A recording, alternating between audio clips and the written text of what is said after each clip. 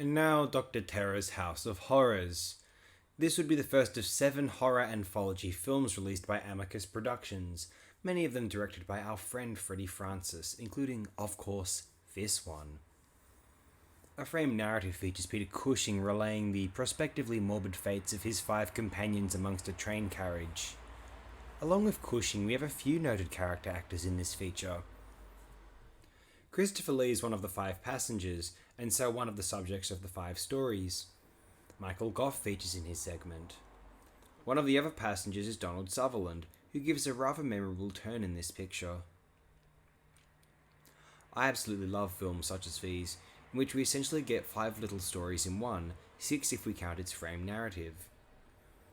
I'll give an opinion on each of these pieces, closing with the frame narrative itself. The first story contains a tremendous build-up, and although I feel as though it falls somewhat flat, for a first story of 5 it really excites one for the rest.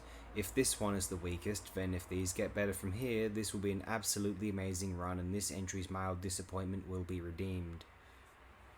Story 2 is brilliant as a killer vine threatens to consume an entire house and its inhabitants. Extraordinarily realised little production, actually. The third story is unfortunately its weakest, far and away its weakest. The voodoo angle is ugly, and let's move on. The fourth story, as Christopher Lee faces off against Michael Goff's disembodied hand, is one of the greatest stretches of cinema history. Finally, one of the greatest spots of vampire storytelling in all of cinema is the final segment starring our good man Donald Sutherland.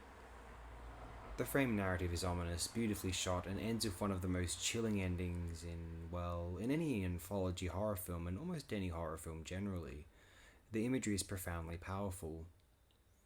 In general, credited cinematographer Alan Hume delivered an extraordinary sheen to this production, and one which I tried to demonstrate via my screen caps as well as possible. And so Dr. Terror's House of Horrors, a terrific little horror bash, and the first of a brilliant series of glorious anthological horror fiction genius. And this concludes Freddie Francis Week. I have discussed every Freddie Francis directed feature film available from 1962 up until 1965.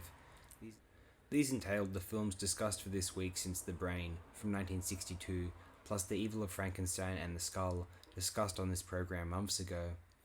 I will compile a playlist of all of my Freddie Francis uploads and they will be available in one place there.